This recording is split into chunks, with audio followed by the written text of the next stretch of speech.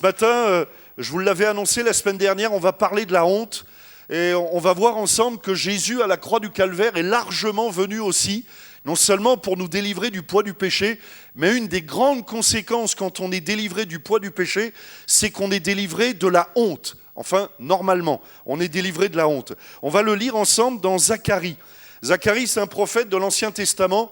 Et c'est juste avant le Nouveau Testament, et Zacharie va voir cette révélation. Je ne sais même pas si lui-même, en écrivant ces mots, comprend ce qu'il écrit, mais nous, on le comprend évidemment maintenant qu'on sait que Jésus est venu. Mais voilà ce qu'il dit, Zacharie chapitre 9, verset 9. « Sois transporté d'allégresse, fille de Sion », donc ça s'adresse au peuple d'Israël particulièrement, « pousse des cris de joie, fille de Jérusalem.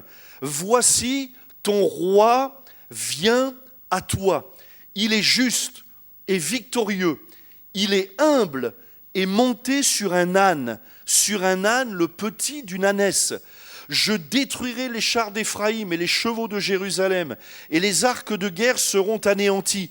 Il annoncera la paix aux nations, et il dominera d'une mer à l'autre depuis le fleuve jusqu'aux extrémités de la terre. Et pour toi, à cause de ton alliance scellée par le sang, je retirerai tes captifs de la fosse où il n'y a pas d'eau. Amen.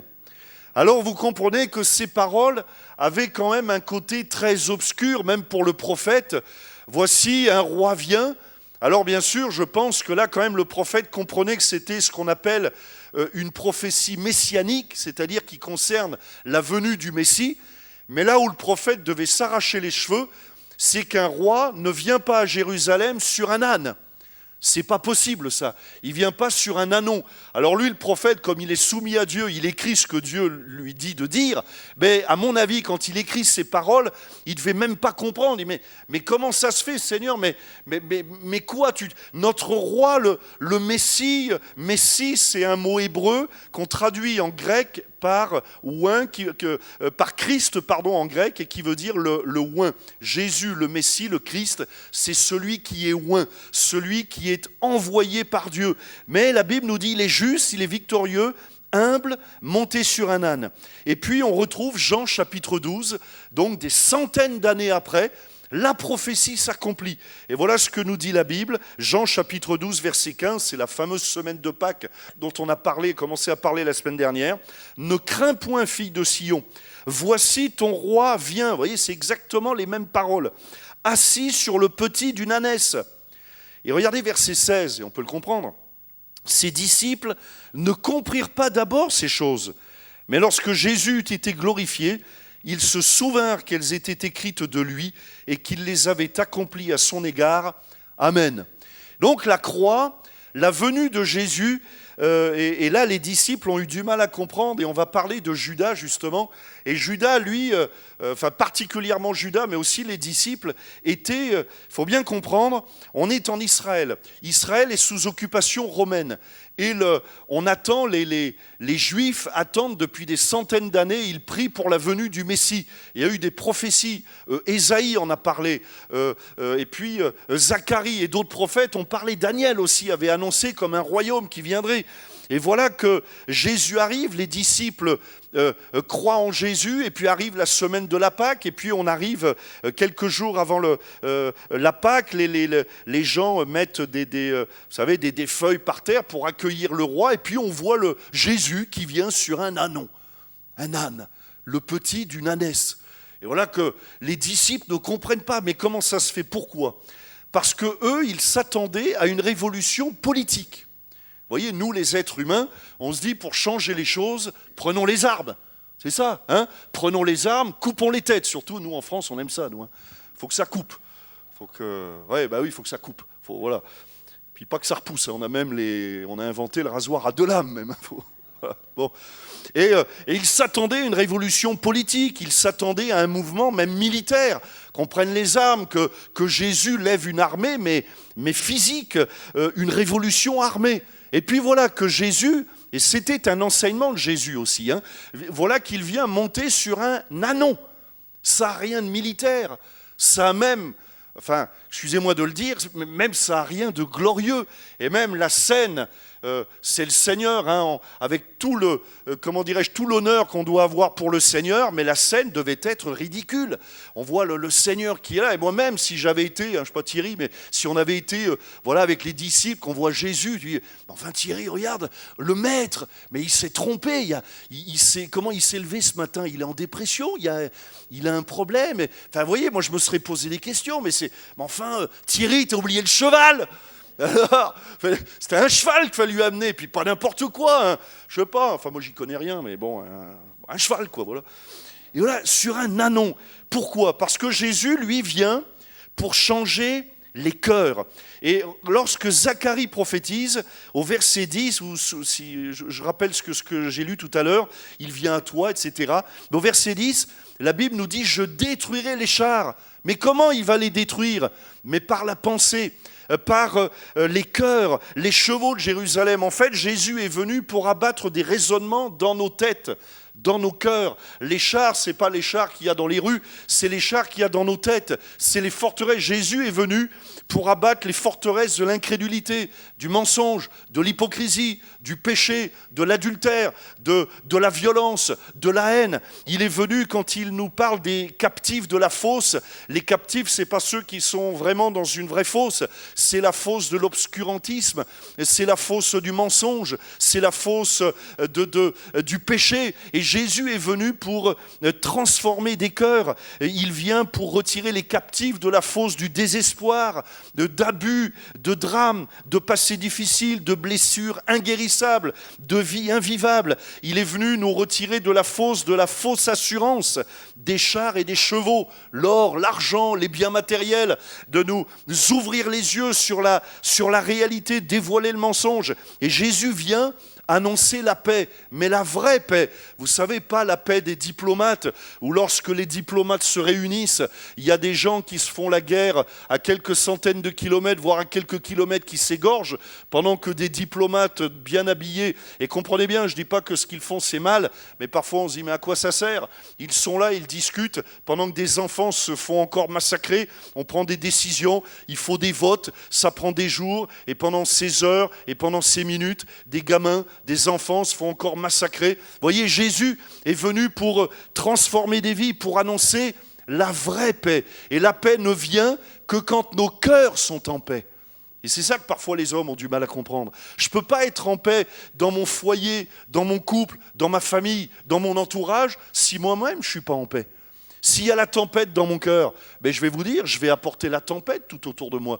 J'ai besoin de la paix dans mon cœur, et c'est l'homme qui reçoit la paix intérieure, qui lui-même pourra devenir un instrument de paix et apporter la paix. La croix, c'est le temps de la reconstruction. Le prophète Malachie, au chapitre 4, verset 6, et le prophète Malachie, c'est le dernier prophète de l'Ancien Testament.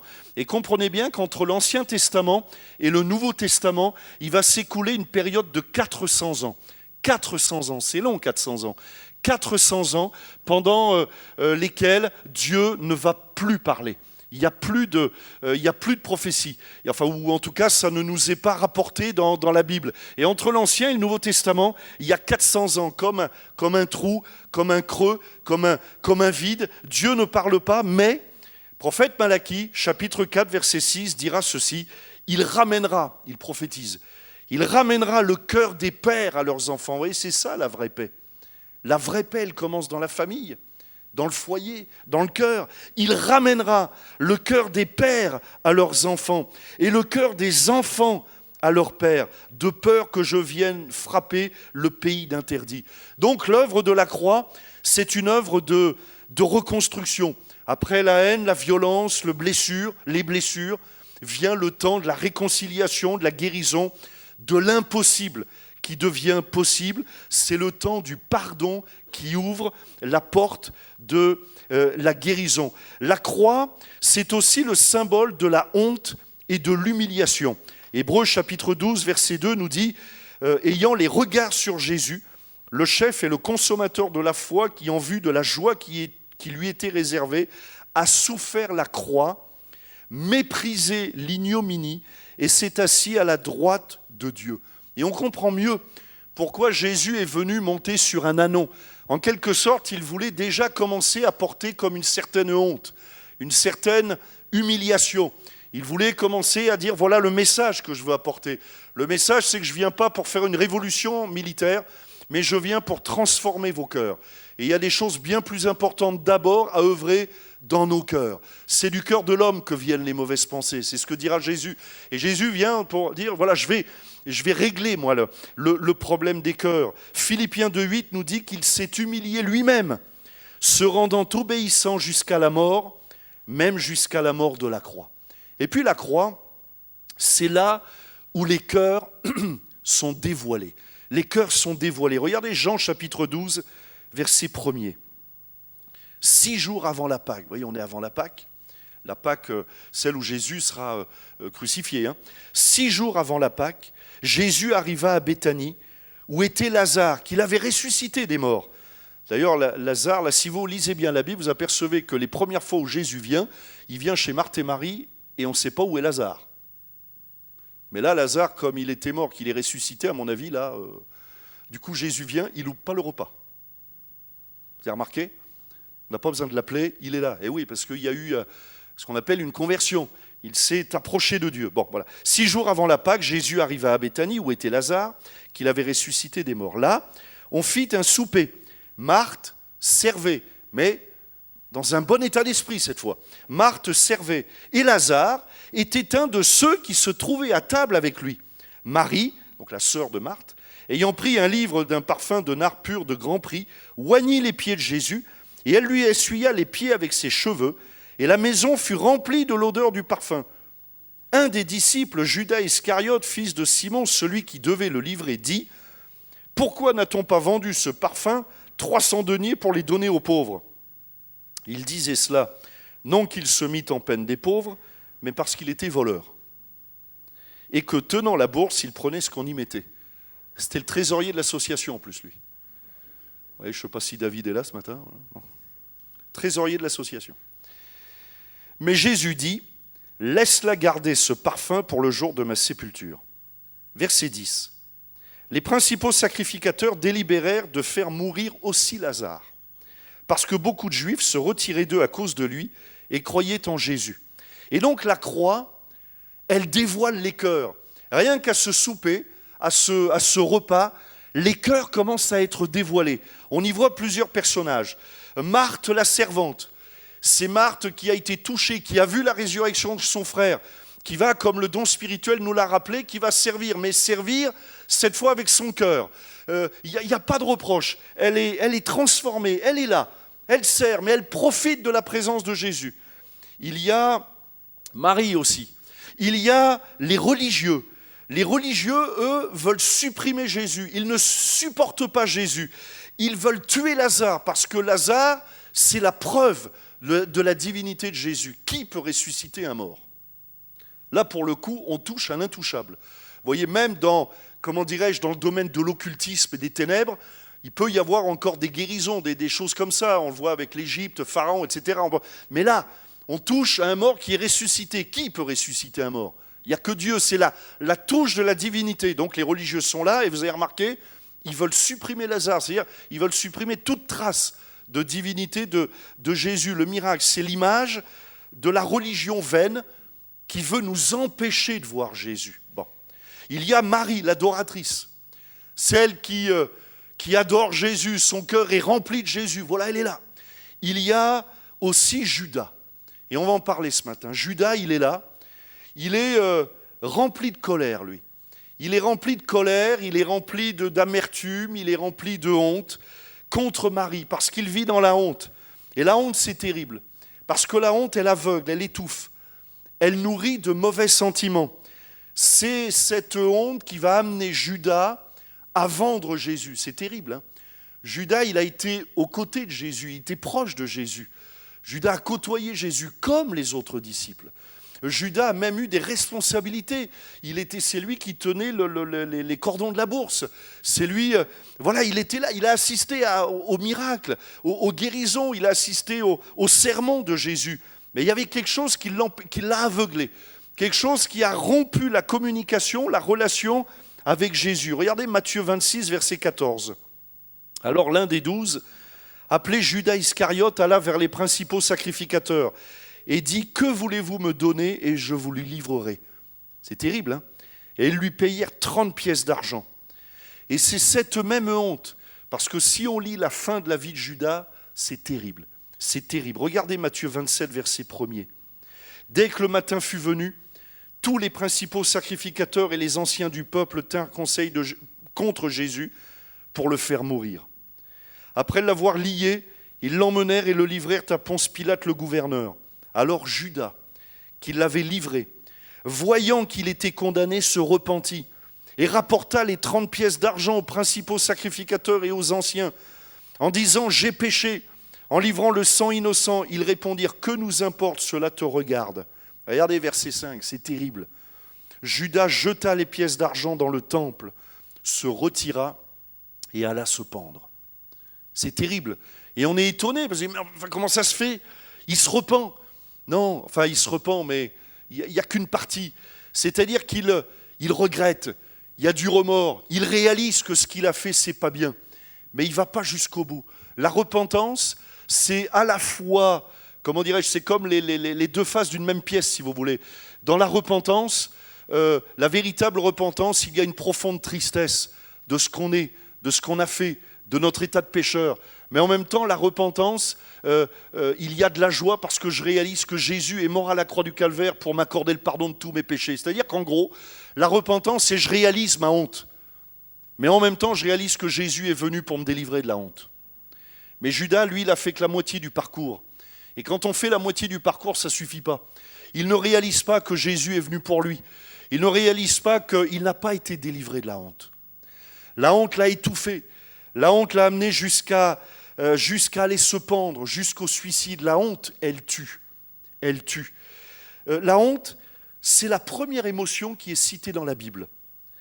Genèse chapitre 3. La femme vit que l'arbre était bon à manger et agréable à la vue et qu'il était précieux pour ouvrir l'intelligence. Elle prit de son fruit et en mangea. Elle en donna aussi à son mari qui était auprès d'elle et il en mangea. Les yeux de l'un et l'autre s'ouvrirent. Ils connurent qu'ils étaient nus. Ayant cousu des feuilles de figuier, ils s'en firent des ceintures. C'est-à-dire pour se cacher les parties. Vous voyez, ils se cachent. Mais avant, ils vivaient... il vivait dans la nudité, mais il n'y avait pas de gêne. Mais là, parce qu'ils désobéissent à Dieu, tout à coup, il y a un sentiment qu'ils n'avaient jamais connu qui va apparaître, la honte. Ils ont honte. Et si vous lisez la suite du texte dans Genèse, vous verrez que Dieu va les appeler. Et quand Dieu va les appeler, qu'est-ce qu'ils vont faire? Normalement, quand j'ai rien à cacher, quelqu'un m'appelle, Thierry m'appelle, Bruno, mais moi j'arrive, comme un fier.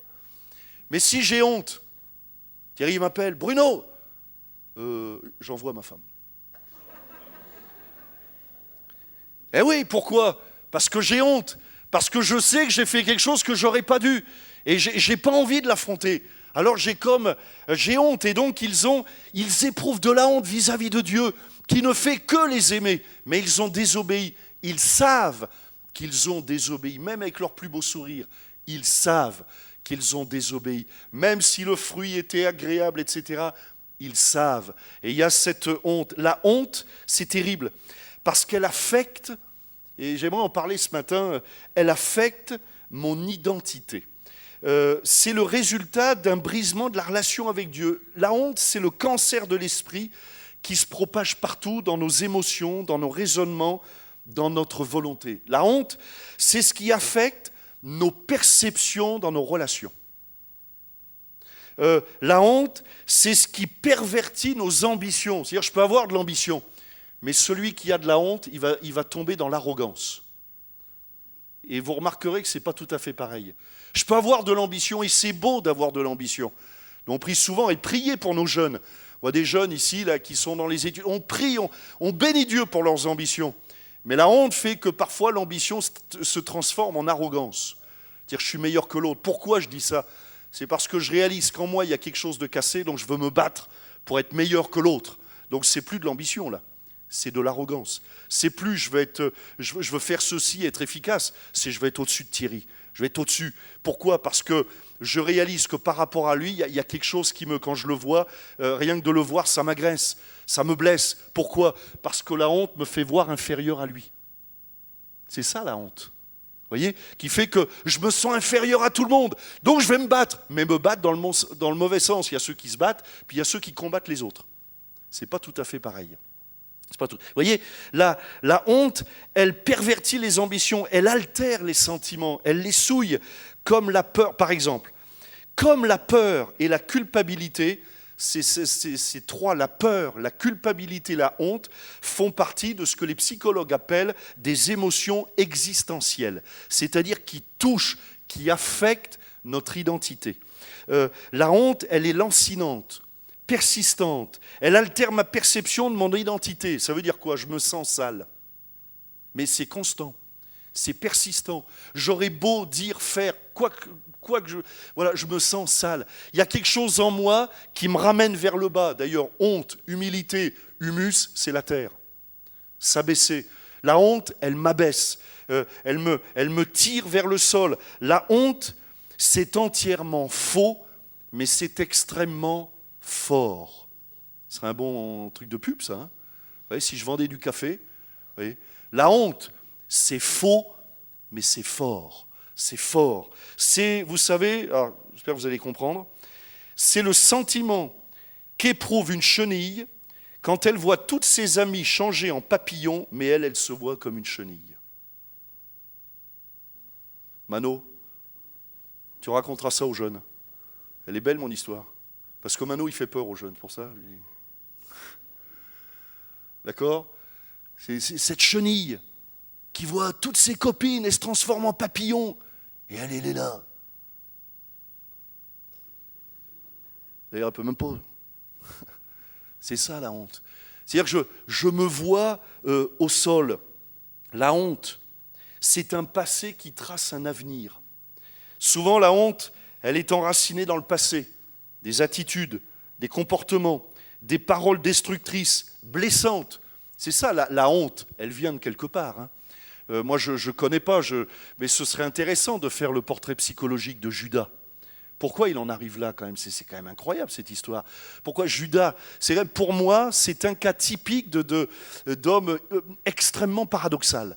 Il y a quelque chose en Judas qu'on ne peut pas expliquer. Il n'y a pas plus proche de Jésus que Judas, enfin avec les autres, quoi. Il n'y a pas plus proche.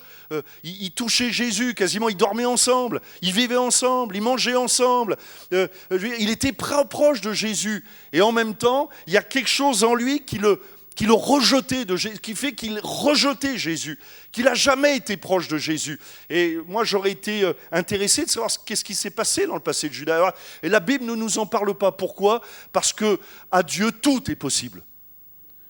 Parce que peut-être que si la Bible nous avait tracé un portrait de Judas, on en dirait, bah oui, mais pour lui, bah oui, mais d'accord, il a eu une mère tant, une mère, ouais, mais moi, c'est pas ça.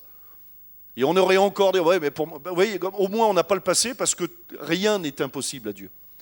Tout est possible, quel que soit mon passé. Quel que soit mon passé. Des paroles destructrices.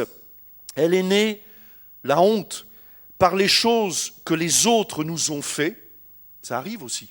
Parce que les autres nous ont fait dans l'enfance, l'adolescence, la jeunesse. T'es un nul, tu feras jamais rien. Je vous raconterai tout à l'heure le témoignage de quelqu'un qui était très proche et qui a vécu une enfance comme ça.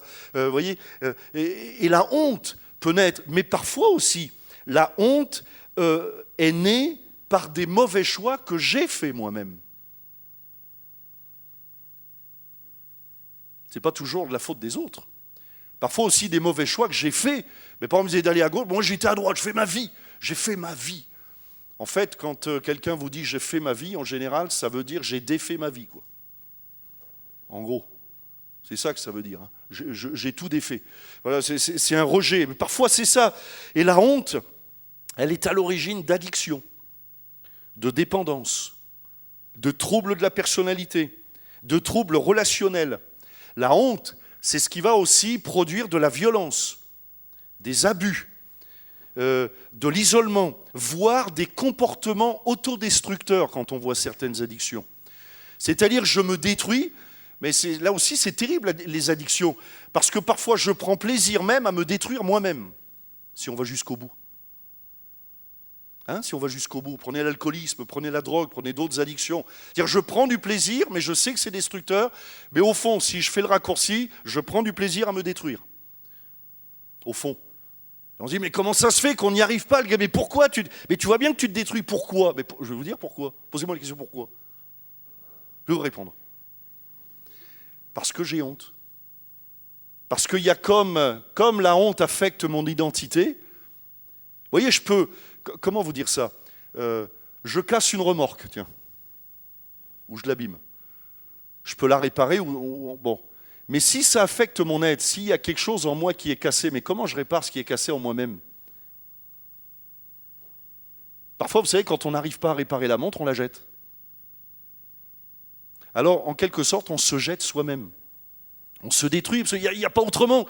Vous voyez, c'est pour ça que c'est existentiel, c'est-à-dire, c'est pas tellement ce que je fais, mais ça touche ce que je suis. Et au fond, tout ce que je fais, c'est à cause de ce que je suis. Donc c'est même pas ce que je fais qu'on doit régler, mais c'est ce que je suis que je dois régler. Et l'autodestructeur, c'est celui qui dit, il faut que je me détruise moi-même. Je me détruis, je vais me détruire. Parce qu'il y a quelque chose en moi, la honte, elle m'affecte. La honte, elle peut produire des sentiments morbides, des dépendances qui tuent. La personne qui ne s'aime pas, qui ne se supporte pas au plus, elle se voit comme un échec permanent. Celui qui a honte, il pense ou elle pense que tout le monde a réussi, sauf elle. Ils ont tous réussi, pas moi. Et quel que soit le degré de réussite, remarquez. Moi, je me souviens, j'avais un ami quand j'étais lycéen, pour ceux qui connaissent un peu mon témoignage, je vivais à côté d'une base aérienne. Et j'avais de mes copains qui étaient fils de pilotes de chasse, le Top Gun, les gars. Vous voyez? Donc pour des gamins de notre âge, nous, vous voyez, on allait à la base aérienne, moi j'y allais toutes les semaines, on voyait les papas, ils nous faisaient rentrer, à l'époque c'était les Mirage 3, enfin on rentrait au sol, ils nous faisaient pas... Voilà. Enfin nous on était fous, et puis c'était notre... Et je me souviens de parler à un de mes potes, et son père avait eu une carrière incroyable, il avait été pilote de chasse, il était colonel de la base aérienne, et il attendait ses 2 étoiles, quoi, vous voyez, il attendait de passer général, donc quand même c'est pas mal. On va dire, c'est pas mal comme carrière. Et le fils me disait, bon père, il a raté sa vie. Il me dit toujours qu'il a raté sa vie. Il dit que c'est pas possible, qu'à je sais plus quel âge il avait, qu'à cet âge-là, il soit encore pas général 4 étoiles, quoi.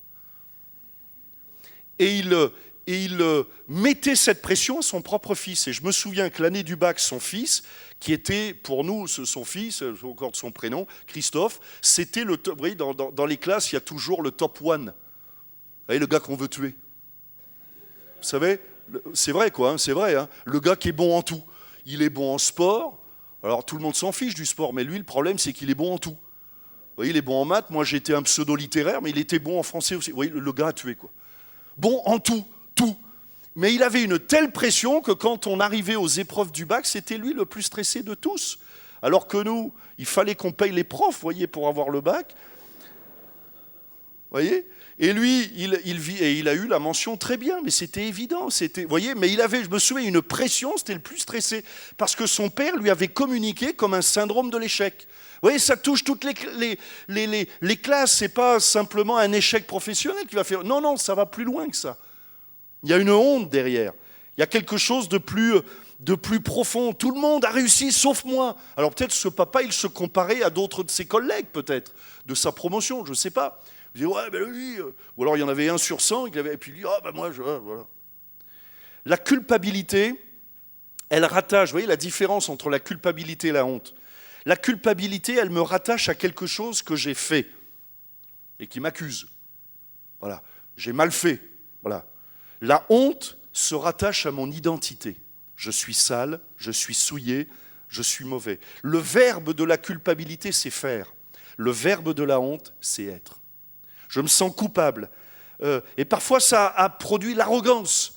C'est-à-dire que celui qui vit dans la honte, il va avoir tendance à abaisser les autres, les agresser. Parce que la honte me fait me sentir méprisable, donc je vais mépriser les autres. La honte, c'est le sentiment d'être bas, d'être abaissé, de ne plus être capable de se relever. Le témoignage de ce frère dont je voulais vous parler, un garçon qui a vécu une enfance terrible, abusé par son beau-père, abusé sexuellement par son beau-père pendant des années. Il a vécu dans cette honte. Et à cause de ses abus, il était devenu violent. Lui, à l'école, pour s'exprimer, il s'exprimait avec ses poings. Et les enseignants, on bénit Dieu pour les enseignants, il faut prier pour nos enseignants. Mais il y a de très bons enseignants, excellents, comme ma fille par exemple. Puis il y a des mauvais enseignants. C'est terrible, hein, parce qu'ils ont comment dirais-je, un impact sur les enfants, parfois on n'imagine pas. Et il est tombé sur un de ses enseignants, il y en a, c'est rare évidemment, ils sont tous formidables. Mais là, sur un mauvais, qui lui a dit, mais toi, tu feras jamais rien de ta vie. C'est terrible, parce que quand on a une certaine, comment dirais-je, un statut dans la société, ça a un impact, hein, comme les parents, enfin, ça a un impact. Et lui, je sais pas, il était ado, et il reçoit cette parole, mais ça vient pas de n'importe qui, c'est pas le copain qui lui dit ça, c'est un prof, vous imaginez? Rappelez-vous quand vous étiez collégien, surtout collégien, tous ces profs nous disaient, c'est vrai, hein, 1 + 1, ça fait 2. Oh, moi, j'étais émerveillé. Ouais, 1 × 1 = je sais pas. Ouais, moi j'ai pas. Bon, voilà. Mais voilà. Et là, il a été. Cette honte, donc a affecté son identité. Je suis un nul. Je ferai jamais rien. Il s'exprimait avec ses poings. Donc si on l'avait rencontré à cette époque, on dirait mais ce gars-là, mais c'est un violent, c'est un fou. Et puis par la grâce de Dieu, il s'est converti. La maman s'est convertie. Toute la famille s'est convertie, ça a été vraiment une conversion radicale. Et puis moi je le retrouve des années plus tard, déjà converti, baptisé, engagé dans l'église. Et puis je vois qu'il y a en lui qui commence à avoir un rôle d'ancien. Vous voyez, il a à cœur l'église, etc., impliqué dans le groupe de louange. Et puis je vais le voir, je lui dis, écoute, ce serait bien que tu commences à prêcher dans l'église. On avait des cellules de prière, on en avait une dizaine à l'époque, là où j'étais, une dizaine de cellules de maison, d'évangélisation, de prière, tout ce que vous voulez, voilà. Et puis je lui dis, écoute, ce serait bien, commence à prêcher. Et puis il me dit oui. Et puis quelques semaines plus tard, je fais vous savez, le planning quoi, des prédicateurs. Donc il reçoit le planning, et puis il voit son nom. Et là il me téléphone, Bruno, il faut que je te voie. Ouais, bien sûr. Et puis il me voit, il me dit, les larmes hein, dans les yeux. Il me dit, je peux pas prêcher. Ben, je dis, pourquoi c'est quoi le problème? T'es en manque d'inspiration? Moi, je te file, t'inquiète pas, j'en ai des thèmes. Vas-y. Non, c'est pas ça. Ben, j'y raconte. Non, je peux pas. Mais comment tu peux pas? T'es pas bègue. Il me dit, non, je peux pas. Et puis, en pleurant, il me dit, je me sens sale. Je suis souillé. Mais je dis, mais comment? Mais enfin, tu t'es donné à Jésus. Enfin, t'es baptisé, t'es engagé. Moi, je vois que t'es un bon témoignage. T'es là aux réunions. Enfin, des choses qu'on voit. Quoi. Vous voyez, après, moi, je connais pas ta vie, mais enfin, je t'entends louer Dieu. Je vois bien que t'es un gars.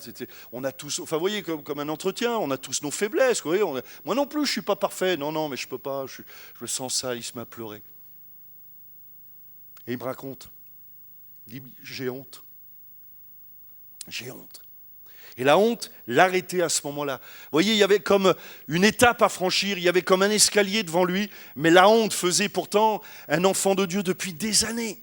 Baptisé dans le Saint-Esprit, prophétisé, dans le groupe de louange, j'avais déjà dirigé la louange, formidable. Hein, mais là, je ne sais pas, dans sa tête, il y avait comme une étape à franchir pour lui, peut-être. Remarquez que ce n'est pas rien la prédication. Hein, il y avait comme une étape, je ne sais pas, quelque chose à franchir, se présenter devant l'église, mais il y avait comme quelque chose qui disait, mais t'es un nul.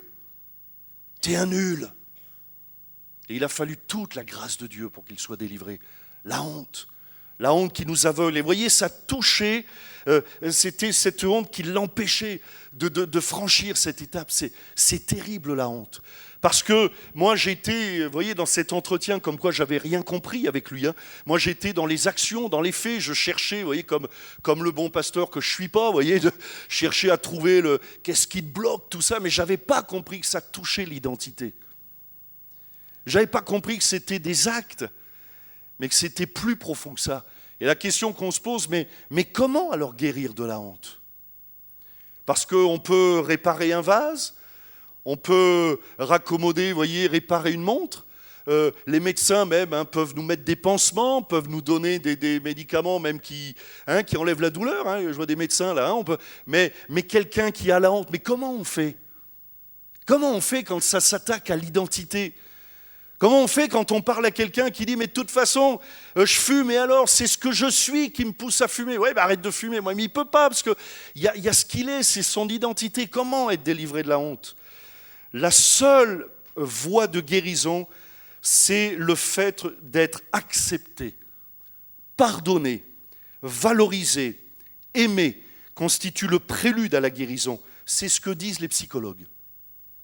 Le seule voie de guérison pour quelqu'un qui vit dans la honte, c'est le pardon. L'unique solution face à une situation que nous ne pouvons pas changer, je ne peux pas changer mon passé. Je racontais hier à mes enfants, aux gendres, futurs gendres, un peu des déboires de ma vie passée, quand j'étais étudiant avant ma conversion. Alors des choses en rigolant, tout ça, mais il y a des choses dont je pourrais porter la honte. Des choses que j'ai faites, qui sont restées dans ma mémoire, mais Dieu m'a tellement pardonné que je n'en ai même pas honte. Enfin, vous comprenez ce que je veux dire? C'est l'ancien Bruno qui vit dans la honte. Mais le nouveau, il a été délivré. C'est comme, et parfois même, hier je racontais quelque chose, c'est comme si quelqu'un d'autre l'avait fait. Quelqu'un d'autre l'avait fait. Mais moi, j'ai été accepté, pardonné. Et ce pardon m'a délivré de cette identité, cette mauvaise identité. Et Jésus est venu renverser des tables ce matin. Jésus est venu briser les chars. Et on comprend mieux cette histoire de chars. Parce que parfois, dans la tête, c'est des chars qui sont là. Des chars qui s'impriment. Il y a comme des arcs, des flèches là, qui nous touchent, qui nous détruisent. Mais Jésus est venu pour les arracher. La guérison de la honte viendra de la révélation de celui qui est venu nous arracher aux ténèbres, qui est venu à la croix, qui m'accepte. Et plus que ça, qui m'invite, qui m'appelle. Regardez l'aveugle.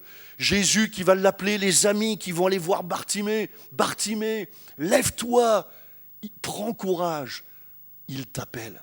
C'est beau, hein? Ah, moi j'aime prêcher l'évangile. Et souvent je le prêche en évangélisation, cet aveugle. Et tout se fait là. Quand cet aveugle, il réalise, mais Jésus, il m'appelle. Mais pourquoi il m'appelle? Parce qu'il s'intéresse à moi. Il s'intéresse à moi. Mais pourquoi il s'intéresse à moi? Il n'y a rien d'intéressant en moi. Ben justement, lui sait que j'ai de la valeur.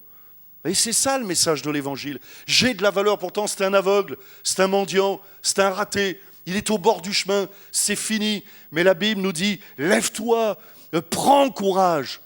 Il t'appelle. Et ce matin, mon ami, Dieu t'appelle. Frère, sœur, Jésus t'appelle.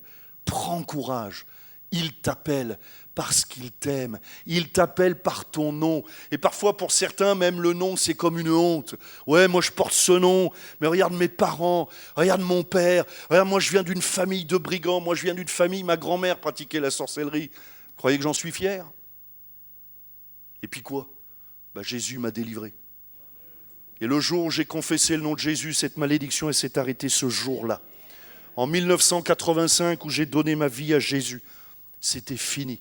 Il y a quelque chose qui a été brisé avec l'ancienne vie, avec toute cette hérédité qui était maudite, avec ces puissances des ténèbres. C'était fini ce jour-là, parce que j'ai réalisé que Jésus était venu. La Bible nous dit que nous avons de la valeur à ses yeux. L'amour, Romains 5,5, l'amour est répandu dans nos cœurs par le Saint-Esprit.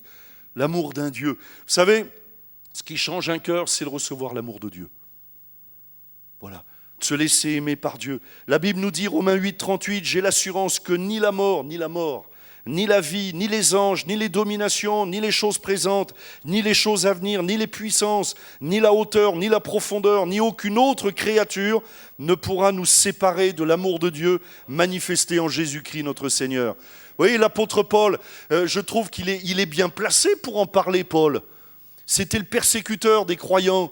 C'était Paul, il faisait peur. Quand Dieu a appelé Ananias, va témoigner à Paul. Il dit, non, tout le monde, mais pas Paul. Hein. Il ne priait pas pour le salut de Paul, il priait pour être sauvé de Paul. Les chrétiens, ce n'était pas pareil. Vous voyez? Mais Paul, il aurait pu le dire, il aurait pu vivre dans la honte. D'ailleurs, il le dit, moi je suis le moindre des apôtres, mais apôtre quand même. Vous voyez? Tout l'équilibre de Paul, d'un homme guéri. Complètement guéri, et il le dit, mais il n'y a rien, les choses passées, ça ne pourra pas me séparer de l'amour de Dieu. Ce que j'ai fait, c'est comme ça, mais ça ne pourra pas me séparer de l'amour de Dieu. Celui qui est approuvé de Dieu n'a rien à prouver aux yeux de Dieu. J'ai rien à prouver. Voilà, je suis aimé de Dieu, c'est comme ça. Tel quelqu'un dira, mais je ne suis pas un bon père, je ne suis pas une bonne mère, je ne suis pas un bon fils, je ne suis pas un bon mari, je ne suis pas une bonne épouse. Stop! Tu es un enfant de Dieu. Voilà, c'est peut-être vrai ce que tu dis, mais tu es un enfant de Dieu. Et Dieu va te transformer. Laisse-toi transformer. Mais comment? Par l'amour de Dieu. Laisse-toi accepter, guérir. Dieu fait de nous une nouvelle créature et il nous lance dans une nouvelle trajectoire. Regardez le psaume 139, verset 14. Je te loue de ce que je suis une créature si merveilleuse. Vous avez vu l'athlète? Parfait. Musclé. Allez voir ma femme, vous dira, il est musclé, mon mari. Non, n'allez pas la voir finalement. Voilà. Je te loue de ce que je suis une créature si merveilleuse. Demandez à mes filles, un père parfait. Toujours au top. Il se lève le matin, il sent bon. Son haleine est fraîche. Lorsqu'il parle, on dirait un poète qui s'exprime. Bon, n'allez pas les voir non plus. D'accord? Mais pourtant, la Bible dit, je te loue de ce que je suis une créature si merveilleuse. Tes œuvres, et après on voit je trouve que dans la Bible, il y a beaucoup d'humour. Hein. Tes œuvres sont admirables. C'est-à-dire, sous-entendu, ça va, le Seigneur est bon. C'est ça, hein? Tes œuvres sont admirables. C'est-à-dire qu'avec un tas de boue, toi, tu as fait une statue formidable. C'est ça que ça signifie. Tu as fait une statue formidable. Tu as fait une œuvre admirable. Et mon âme le reconnaît bien. Dites à votre voisin, regarde la créature merveilleuse.